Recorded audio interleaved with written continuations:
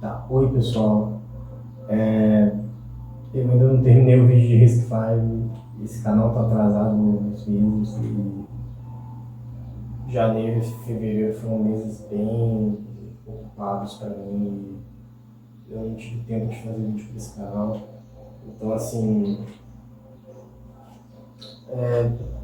para não deixar esse canal no vácuo, eu vou começar a cobrir o meu progresso com o mandarim. Eu estava estudando mandarim quando eu voltei de um evento na USP entre o governo do Brasil e o governo da China. Comecei a voltar a estudar mandarim e eu cheguei a começar a conseguir lidar com a parte da fonologia dele, mas a questão da escrita é uma questão bem tensa, assim, né, pra gente que é do Ocidente. E eu quero estar explicando aqui hoje por que a escrita deles, né, por que os ideogramas que eles usam são tão complicados. Na verdade, por que eles não são tão complicados assim, né? Para quem não sabe, a escrita do mandarim, do coreano mais antigo e inclusive os kanjis do japonês, eles são basicamente ideogramas, né? Então você tem, por exemplo, o, né, que é eu.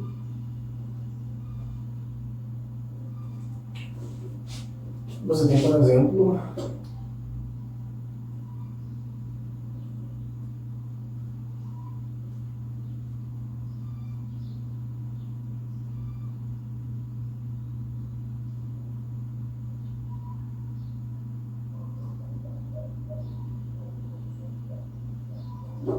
Shi, né, que é ser, estar, né? É o verbo ser, estar. E você tem, por exemplo,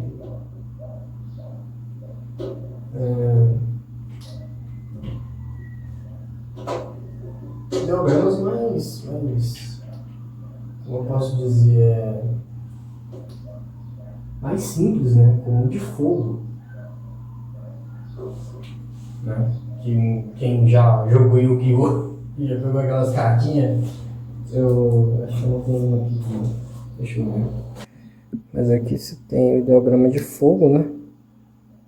Só que ele duas vezes. Vem aqui.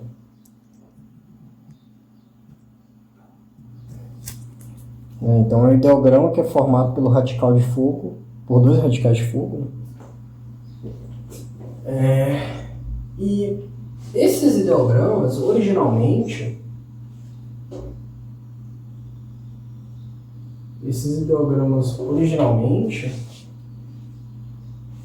eles eram escritos em ossos.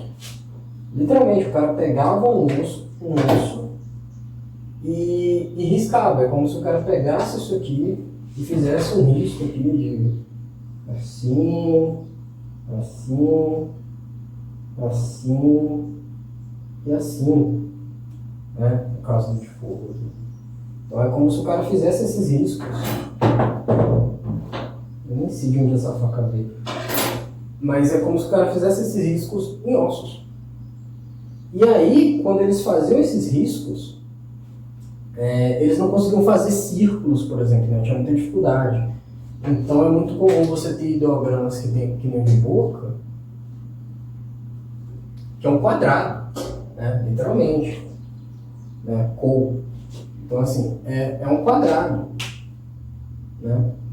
Porque não dava para fazer um círculo, né? Não dava para fazer um círculo, algo mais oval, mais arredondado, não tinha como. Porque eles estavam entalhando-se em ossos. Originalmente eram muitos ideogramas, eram tipo dezenas de milhares deles.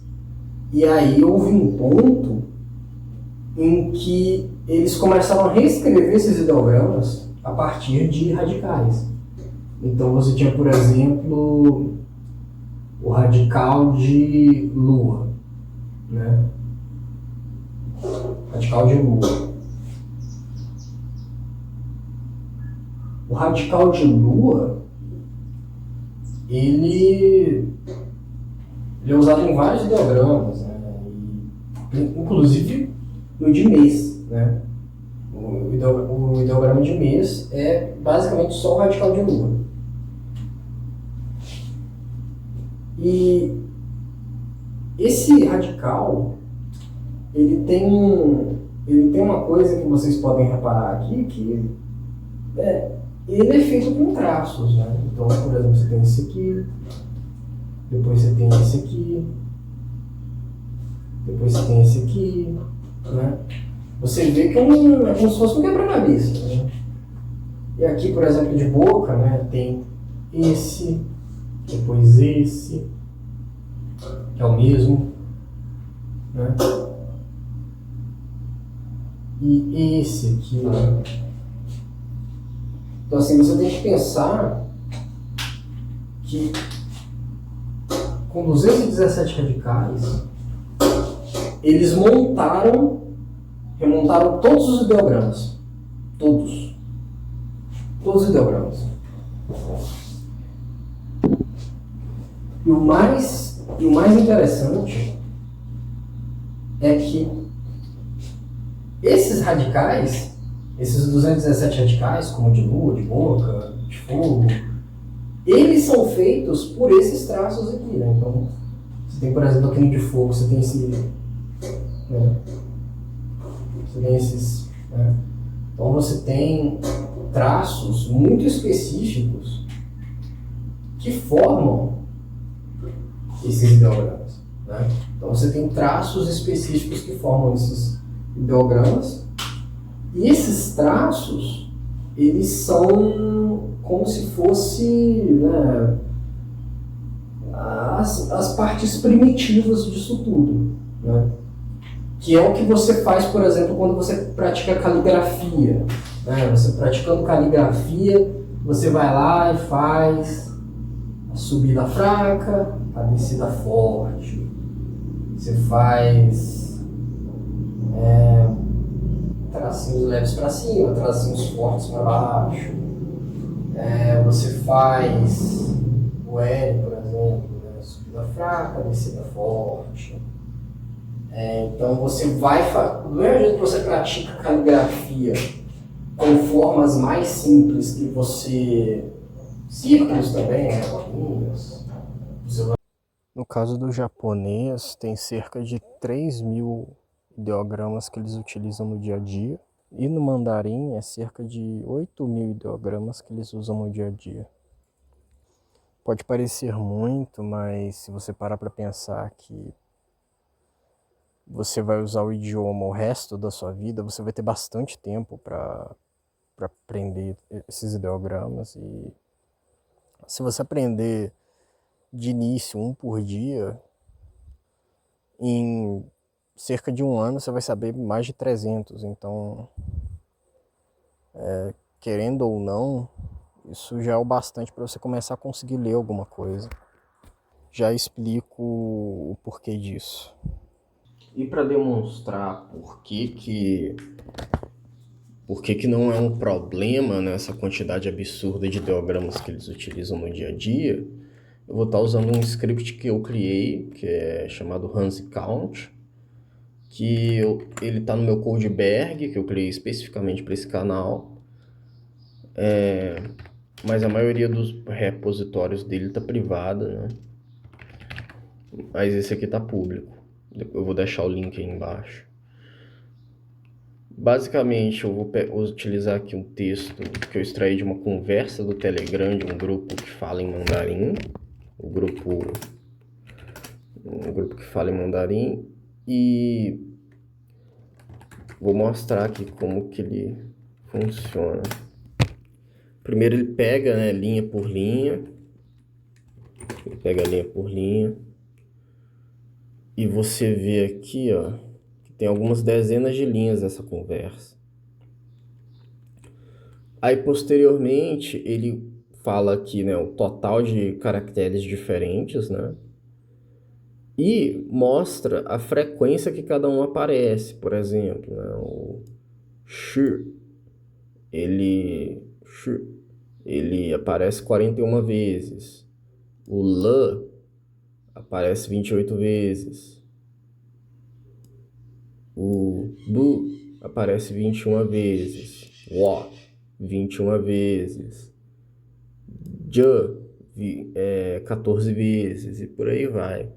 Você vê que tem que a maioria, que pelo menos uns 170, eu vou colocar 172, que ele considerou o espaço e os dois pontos. Então, pelo menos 172 caracteres, ele aparece mais de uma vez, né?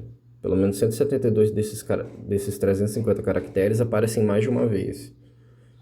Só que não adianta você estudar os caracteres que mais aparecem se você não estuda os ideogramas que junto deles formam palavras. Então, tem essa questão aí, né? Você tem que fazer meio que uma abordagem mista, né? Você tem que identificar que palavras aparecem mais no material que você quer consumir, né? E aprender essas palavras, né? Só que no mandarim você vê que não utilizam espaços, né? Então não tem como você delimitar de uma forma fácil o que é um caractere que está tendo sentido isolado e o que é uma palavra, né?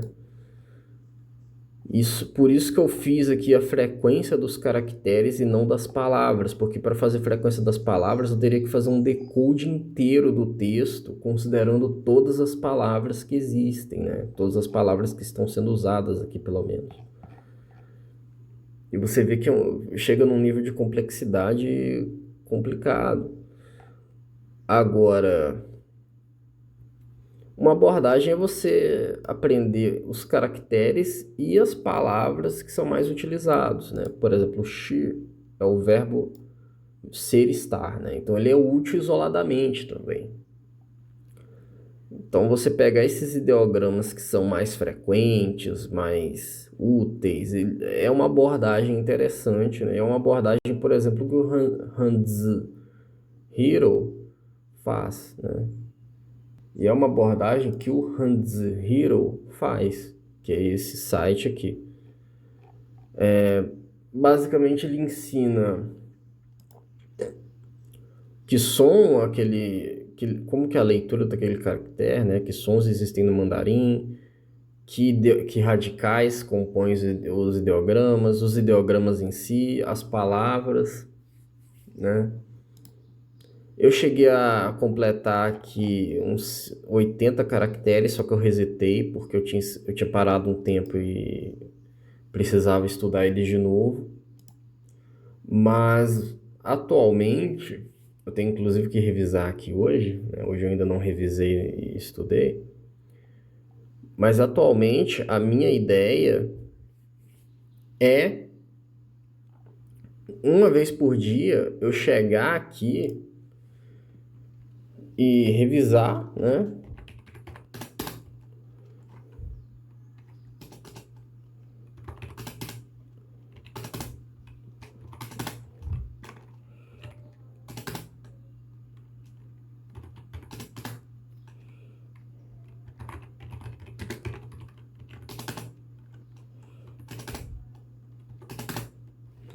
Revisar e aprender pelo menos um ideograma novo por dia, né? Que já seria aqui, né? Então, assim, a minha ideia é essa. Eu vou fazer um por dia porque, cara, eu tô muito enrolado, assim, em questão de tempo. Então, eu preciso de uma coisa que eu possa avançar da forma mais devagar possível. E o Hans Hero foi uma das coisas que eu consegui manter por mais tempo, né? Apesar de eu ter ficado muitos meses sem mexer e esqueci muita coisa. Os ideogramas que eu, por exemplo, escrevia, que eu aprendi a escrever, né? Aprendi a ordem dos traços e tudo, esses eu lembrei Esses eu ainda lembro. E aí entra o único problema do Hanzihiro. Tem esse problema de não ensinar, se você vier aqui ó, em caracteres, pegar aqui alguma que eu já sei, to learn, ele não tem aqui a ordem dos traços, né, para você aprender a escrever. Por isso que eu uso também o Written Chinese. E para quem já é velho nisso, tem também o Youglish para você, por exemplo, vir aqui pegar uma palavra yebu, né? Você pega aqui a palavra, joga aqui, seleciono, acho que já, deixa eu ver se eu, tem que trocar aqui, chinês. Aí você coloca aqui, né, o dialeto, né, no caso da China mesmo, né, o mandarim simplificado. Aí você coloca aqui.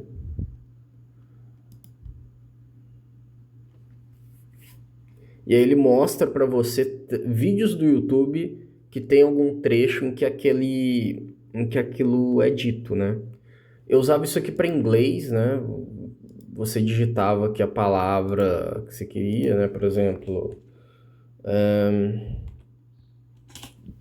deixa eu pensar numa boa aqui. Girl.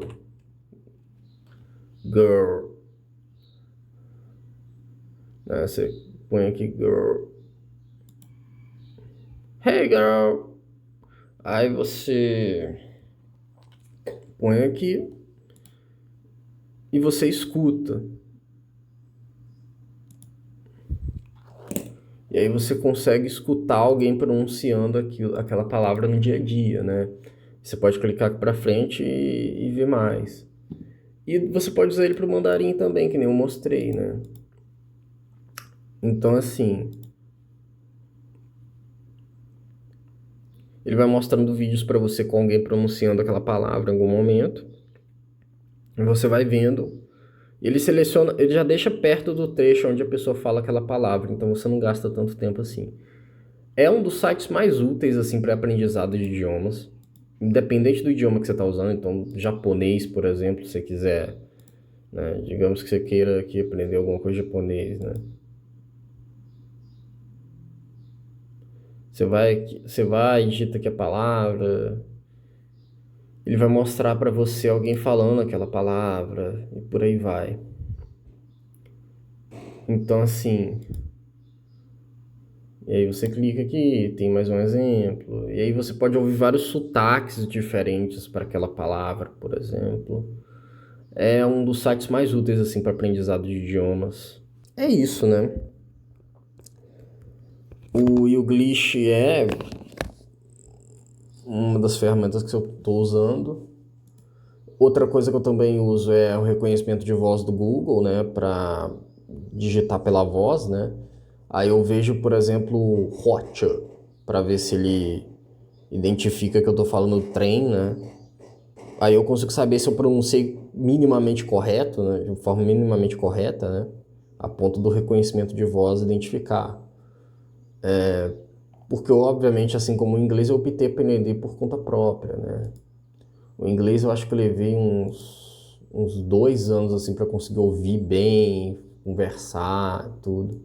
Porque eu comecei a aprender inglês lendo light novel e traduzindo palavra por palavra. Depois eu comecei a consumir YouTube para conseguir escutar, né, e tudo.